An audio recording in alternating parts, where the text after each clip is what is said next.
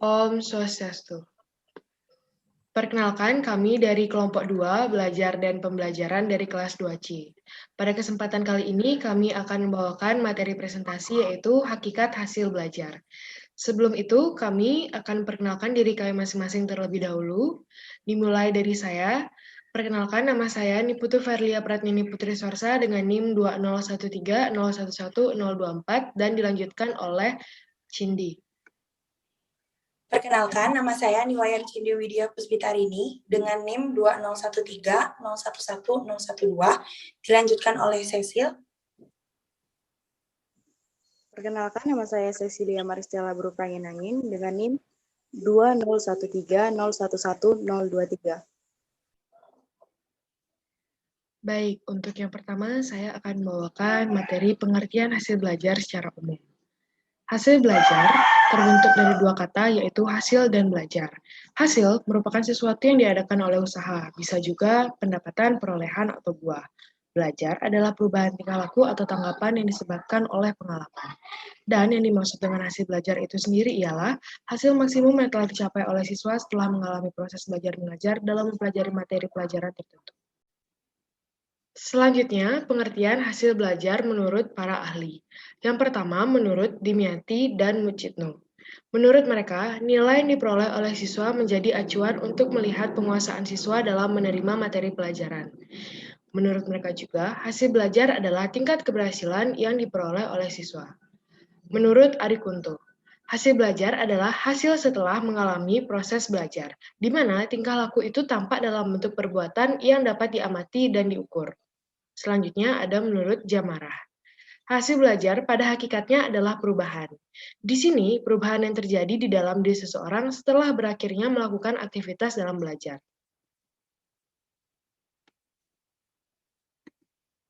Selanjutnya, menurut Hamalik. Hasil belajar ialah sebagai terjadinya perubahan tingkah laku pada diri seseorang yang dapat diamati dan diukur bentuk pengetahuan, sikap, dan keterampilan. Perubahan tersebut dapat diartikan sebagai terjadinya peningkatan dan pengembangan yang lebih baik dari sebelumnya tidak tahu menjadi tahu.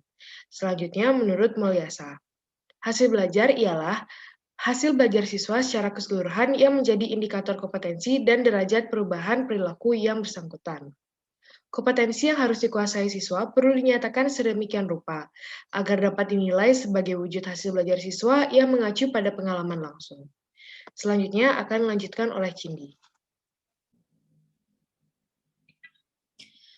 Baik, yang selanjutnya yaitu jenis-jenis hasil belajar. Menurut taksonomi Bloom, hasil belajar dibagi atas 3 ranah hasil, yaitu ranah kognitif, ranah afektif, dan psikomotor. Yang pertama yaitu ranah kognitif. Ranah kognitif berhubungan dengan kemampuan berpikir seseorang, di mana dalam ranah ini terdiri atas 6 jenjang. Yang pertama yaitu pengetahuan dan ingatan.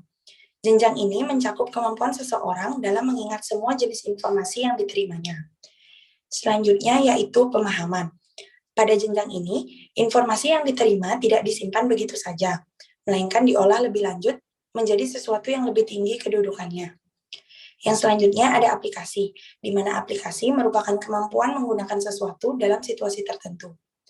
Lalu ada analisis, yang merupakan kemampuan seseorang untuk melihat bagian-bagian atau komponen dari satu kesatuan yang utuh. Yang kelima ada sintesis, di mana sintesis ini berkebalikan dengan analisis, yaitu kemampuan siswa dalam melihat hubungan antara komponen-komponen yang terpisah dan menyimpulkan apa yang ia peroleh dari hubungan tersebut. Dan yang terakhir ada evaluasi, yaitu kemampuan untuk memberikan pertimbangan mengenai nilai informasi tersebut dengan menggunakan berbagai kriteria, baik internal maupun eksternal. Yang selanjutnya ada ranah afektif, di mana ranah afektif berhubungan dengan minat, perhatian, sikap, emosi, penghargaan, proses, internalisasi, dan pembentukan karakter diri. Di mana ranah afektif ini terdiri atas 5 jenjang, yaitu penerimaan, penanggapan, penghargaan, pengorganisasian, dan penjatidirian. Yang ketiga yaitu ranah psikomotor. Ranah psikomotor berhubungan dengan kemampuan gerak atau manipulasi yang bukan disebabkan oleh kematangan biologis. Hasil belajar psikomotoris terlihat dalam bentuk keterampilan atau skill dan kemampuan bertindak individu.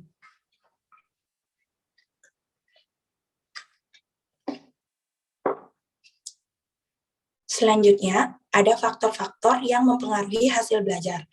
Menurut Slamto, faktor-faktor yang mempengaruhi hasil belajar terdiri dari dua, yaitu faktor internal, di mana faktor ini adalah faktor yang berasal dari dalam diri individu, dan yang selanjutnya adalah faktor eksternal, di mana faktor ini merupakan faktor yang berasal dari luar individu. Selanjutnya akan dilanjutkan oleh rekan saya.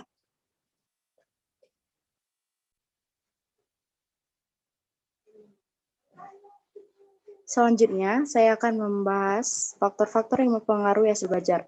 Yang pertama itu faktor internal.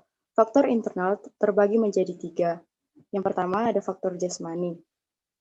Faktor jasmani disebut juga faktor psikologis, di mana faktor ini berkaitan dengan kondisi fisik seseorang.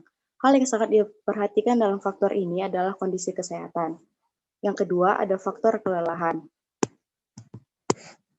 Faktor kelelahan ini meliputi kelelahan jasmani dan kelelahan rohani. Kelelahan jasmani terlihat dengan lemah lunglainya tubuh dan timbul kecenderungan untuk membaringkan tubuh.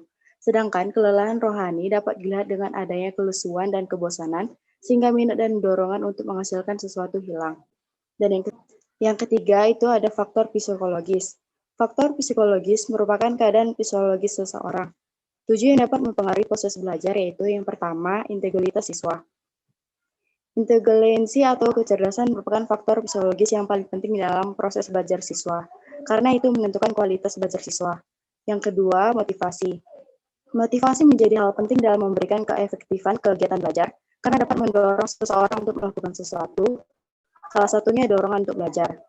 Yang ketiga, minat. Minat sama halnya dengan motivasi, karena memberikan pengaruh terhadap aktivitas belajar. Yang keempat, sikap.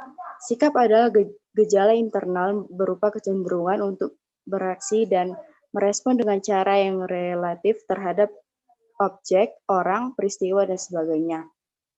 Yang kelima, bakat. Secara umum, bakat adalah kemampuan seseorang yang menjadi salah satu komponen yang diperlukan dalam proses belajar seseorang. Apabila bakat seseorang sesuai dengan bidang yang dipelajarinya, kemungkinan besar ia akan sukses karena bakat yang dimilikinya akan mendukung proses belajarnya. Yang keenam, rasa percaya diri.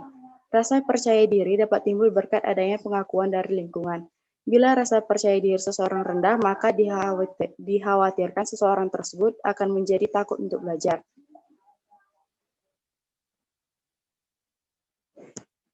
Selanjutnya ada faktor eksternal. Faktor eksternal terbagi menjadi 3. Yang pertama itu ada faktor masyarakat. Masyarakat sangat berpengaruh terhadap belajar siswa karena keberadaan siswanya dalam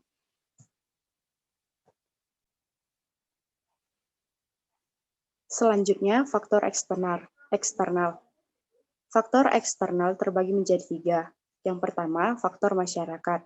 Masyarakat sangat berpengaruh terhadap belajar siswa karena keberadaannya siswa dalam masyarakat, seperti kegiatan siswa dalam masyarakat, pengaruh dari teman bergaul siswa, dan kehidupan masyarakat di sekitar siswa juga berpengaruh terhadap belajar siswa. Yang kedua, faktor sekolah. Faktor sekolah yang mempengaruhi belajar ini mencakup yang pertama, metode mengajar. Cara mengajar serta cara belajar haruslah setepat-tepatnya dan seefisien mungkin. Yang kedua, kurikulum. Kurikulum yang kurang baik akan berpengaruh tidak baik dalam belajar, begitupun sebaliknya. Yang ketiga, relasi guru dengan siswa. Proses belajar mengajar yang terjadi antar siswa dengan guru akan menyebabkan adanya relasi antar siswa dengan gurunya. Yang keempat, relasi siswa dengan siswa. Menciptakan relasi antar siswa adalah suatu keharusan karena dapat memberikan pengaruh yang positif terhadap belajar siswa. Yang kelima, disiplin sekolah. Kedisiplinan sekolah salah satunya mencakup kedisiplinan guru dalam mengajar dengan melaksanakan tata tertib. Yang keenam, alat pelajaran. Alat pelajaran yang lengkap dan tepat akan membuat siswa menjadi lebih paham dengan bahan pelajaran yang diberikan. Ketujuh, waktu sekolah. Waktu sekolah adalah waktu terjadinya proses belajar mengajar di sekolah, di mana waktu ini dapat berlangsung pada pagi hari, siang hari, sore hari, atau malam hari. Dan yang kedelapan, standar pelajaran. Penilaian yang diberikan dalam proses belajar mengajar hendaknya disesuaikan dengan standar kompetensi lulusan. 3. Faktor keluarga. Siswa yang belajar akan menerima pengaruh dari keluarga berupa yang pertama, cara orang tua mendidik. Bimbingan dari orang tua yang nantinya akan membantu anak dalam menghadapi segala bentuk masalah belajar yang dapat terjadi. Yang kedua, relasi antar anggota keluarga. Relasi antar anggota keluarga yang terpenting adalah relasi orang tua dengan anaknya, relasi anak dengan saudaranya, atau dengan anggota keluarga yang lain. Yang ketiga, suasana rumah. Suasana rumah yang tidak nyaman dapat membuat belajar menjadi kacau, begitu juga sebaliknya. Keempat, keadaan ekonomi keluarga. Jika anak hidup dalam keluarga yang miskin, kebutuhan belajar anak seperti alat dan media pembelajaran tidak bisa terpenuhi. Akibatnya, anak akan merasa minder yang nantinya akan mempengaruhi konsentrasi belajarnya. Yang kelima, pengertian orang tua. Orang tua perlu memberikan dorongan dan pengertian kepada sang anak. Contoh sederhananya adalah dengan tidak memberikan tugas-tugas rumah yang terlalu banyak saat anak sedang belajar agar tidak mengganggu konsentrasi belajarnya. Yang keenam, latar belakang kebudayaan. Kebiasaan dalam keluarga dapat mengaruhi sikap anak dalam belajar. Kebiasaan-kebiasaan yang baik akan mendorong semangat belajar untuk anak. Baik, sekian presentasi yang dapat kami sampaikan. Kami mohon maaf apabila terdapat kesalahan, baik disengaja maupun tidak disengaja. Saya Verlia. Saya Cindy. Saya Cecil. Dan kami bertiga mengucapkan Terima kasih.